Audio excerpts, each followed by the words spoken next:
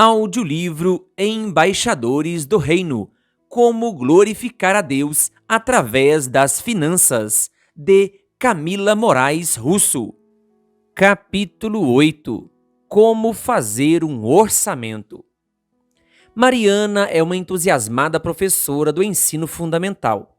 Solteira, ganha R$ 2.500 por mês e mora com os pais aposentados em um apartamento de 65 metros quadrados na Grande São Paulo. Desejando presentear a mãe com uma geladeira nova, há algumas semanas ela vem pesquisando preços e comparando modelos na internet, até que recentemente se deparou com uma promoção em que o modelo de sua preferência estava sendo ofertado por R$ 3.000 à vista, ou em 10 prestações fixas de R$ 350. Sem dinheiro para aproveitar o desconto à vista, Mariana avalia parcelar a compra. Esse é um caso hipotético que ilustra uma situação comum do nosso cotidiano. A pergunta que eu faço é: Mariana pode arcar com essas prestações? Julgando apenas pelo seu salário, sim, mas a vida financeira de Mariana não é feita apenas de receitas. Ela também tem despesas. Antes de concluir se ela pode ou não assumir esse compromisso, algumas perguntas precisam ser respondidas. Por exemplo, quanto é o seu custo de vida? Sobram R$ 350 no fim de cada mês? Quanto sobrou nos últimos meses? Ao se comprometer com essa nova despesa, será preciso diminuir o valor destinado a outros itens importantes, como alimentação e lazer? Quando avaliamos um parcelamento ou uma compra qualquer, geralmente temos o cuidado de calcular se cabe em função do quanto ganhamos. Precisamos também calcular se cabe em função dos compromissos que já assumimos. E para que essa conta seja correta, é essencial trabalhar com números corretos, o que só é possível a partir de um orçamento bem ajustado. Lições sobre orçamento. O que é orçamento?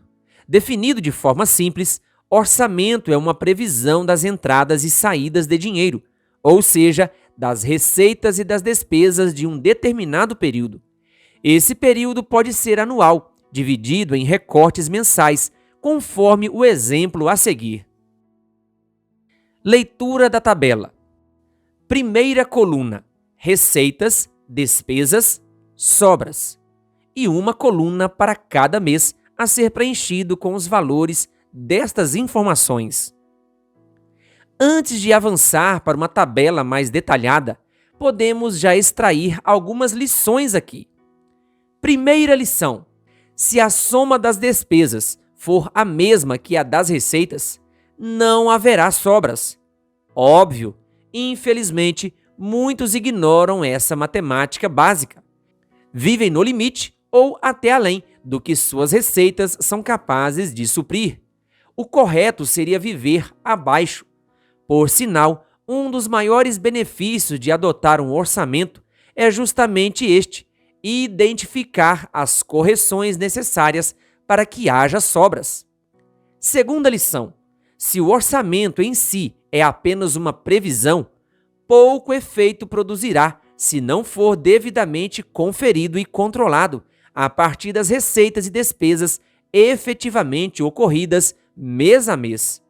Sendo assim, prefira ter um orçamento simples, fácil de entender e de acompanhar, em lugar de ter um orçamento complexo e difícil de lidar, que por fim será deixado de lado. Terceira lição: também por ser uma previsão, é normal que o orçamento contenha erros, os quais serão identificados no decorrer dos meses, na medida em que as receitas e as despesas forem se materializando. É comum, por exemplo, subestimar valores, esquecer de incluir algum item ou haver ajustes de preços em função da inflação. Portanto, é preciso conferir e atualizar o orçamento periodicamente, para que ele se mantenha o mais próximo possível da realidade. Quarta lição: O que a princípio pode parecer pouco sob uma perspectiva mensal, multiplicado por 12 se transforma em muito. Por exemplo, uma pequena despesa de R$ 50 por mês será de R$ 600 ao final de 12 meses, quantia que poderia ser suficiente para bancar uma boa celebração de final de ano. Um bom orçamento, portanto, deve levar em conta tanto as grandes como as pequenas despesas. Mesmo os gastos de baixo valor, aparentemente sem relevância, não devem jamais ser menosprezados. Cuide dos centavos e os dólares cuidarão de si mesmos, diz Ellen White. É uma moedinha aqui, uma moedinha ali, gasta para isto, aquilo e aquilo outro, que logo somam dólares. Especifique receitas e despesas. Compreendido isso, o passo seguinte é prever e detalhar as receitas e, depois, as despesas. Para uns, pode ser fácil prever as receitas, mas para outros, nem tanto. Isso pode variar conforme a pessoa possua ou não um trabalho remunerado, se este é formal ou informal, se recebe algum bônus por desempenho ou se a renda varia de acordo com fatores como picos de produção, troca de estação, comportamento do clima, datas comemorativas, férias, volta às aulas. A despeito de tantas realidades distintas, um conselho é bastante útil em todas elas. Ao prever as receitas, seja cauteloso. Melhor errar para menos do que para mais. Pense na receita como uma cerca em forma de circunferência. Conforme você ampliar a área dessa cerca, estará também expandindo a fronteira segura que serve para delimitar até onde as suas despesas podem ir. Por isso, é mais prudente contar com uma previsão de receita moderada, conservadora. Outro aspecto importante a considerar é que, em geral, as receitas são uma contrapartida que recebemos ao agregarmos valor para alguém, seja dedicando a mão de obra, prestando um serviço ou entregando um produto. Existe, portanto, um trabalho envolvido, e a expectativa de receita futura depende de sermos capazes de realizá-lo. Essa capacidade é uma bênção de Deus. Deuteronômio 8, versículos 17 e 18. E ainda que nossa renda não dependa diretamente do nosso trabalho, mas seja resultado dos investimentos, sabemos que isso também vem das mãos de Deus. Por esse motivo, somos todos chamados a honrar ao Senhor com os nossos bens e com os primeiros frutos da nossa renda.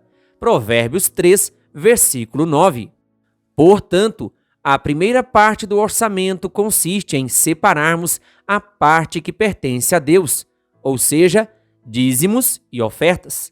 Feito isso, e uma vez subtraídos os impostos, o que restar em nosso poder será, enfim, a receita líquida, aquela que nos sobra depois de dar a César o que é de César e a Deus o que é de Deus. Mateus 22, versículo 21, Nova Versão Internacional.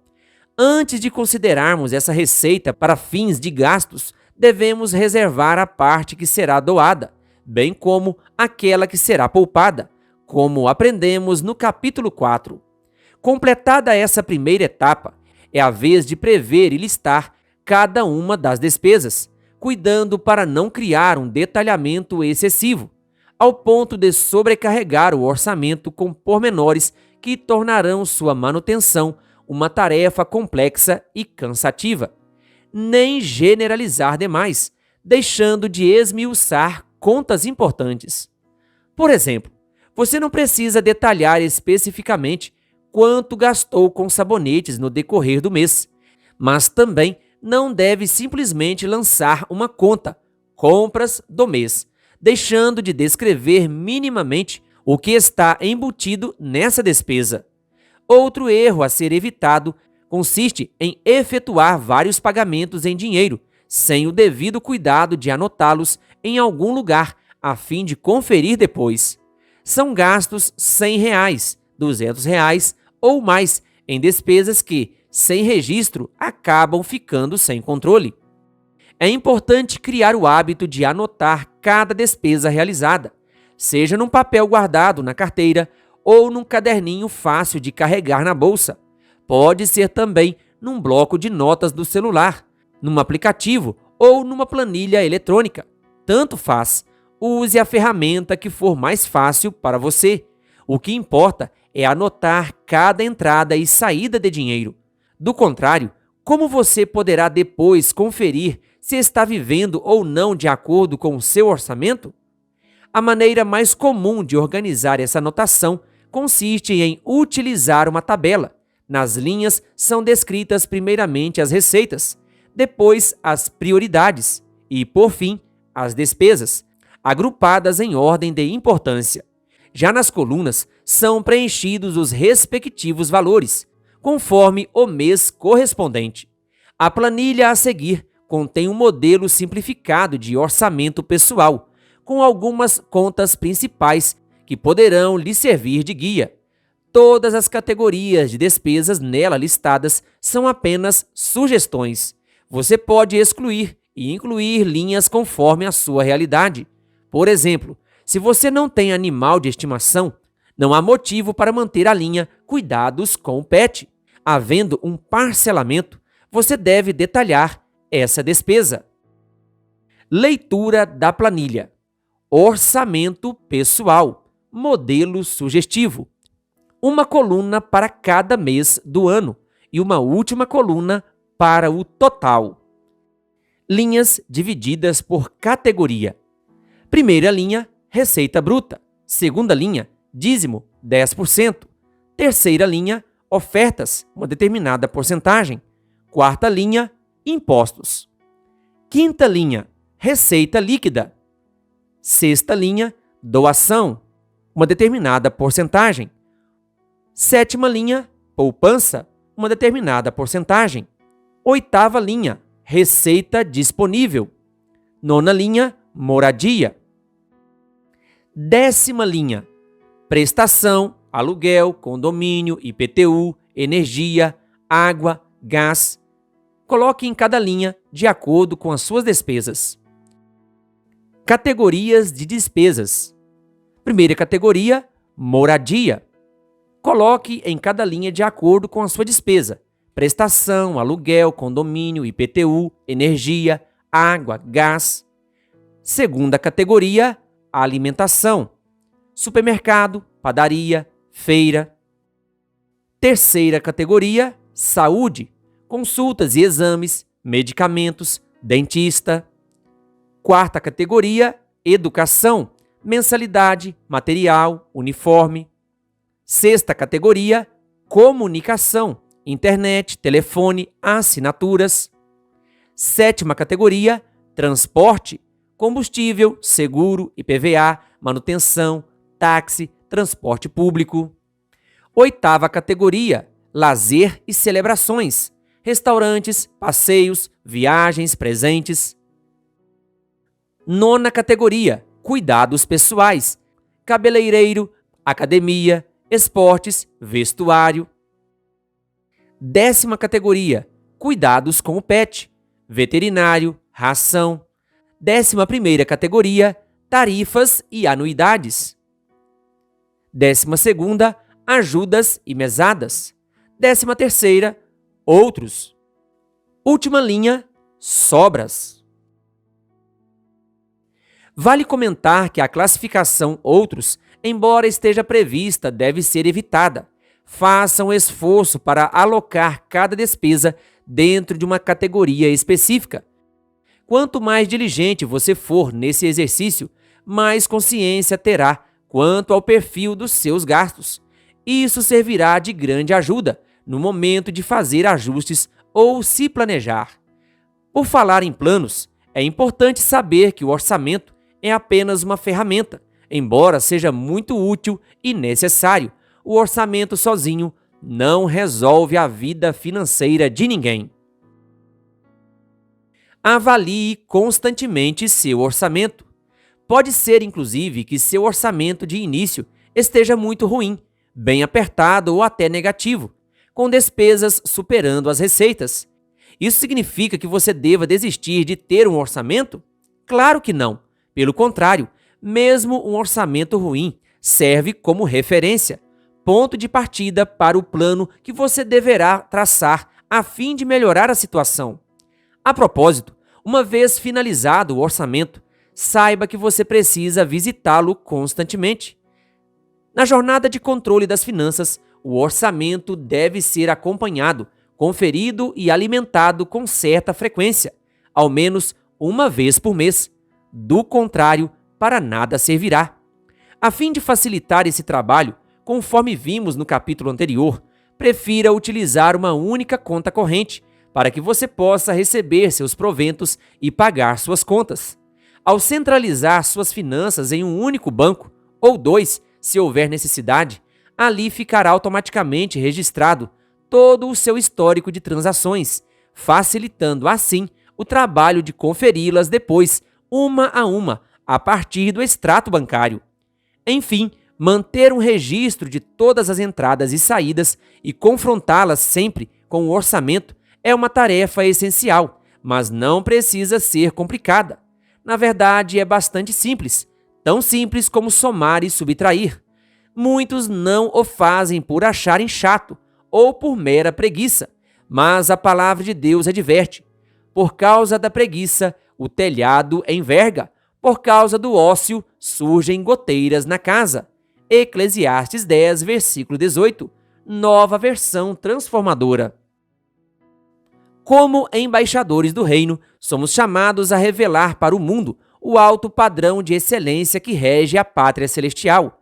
Jamais deveríamos descuidar a ponto de o telhado das nossas finanças encurvar e ameaçar ruir. Abracemos, portanto, a responsabilidade de fazer o que precisa ser feito e deixemos a preguiça de lado. Saiba mais. Acesse o link na descrição deste áudio para mais conteúdo sobre o assunto deste capítulo. Querido ouvinte, que Deus lhe abençoe. Se você ainda não é inscrito em nosso canal, se inscreva e ative o sininho das notificações. Canal O Bom da Bíblia, compartilhando a Palavra de Deus.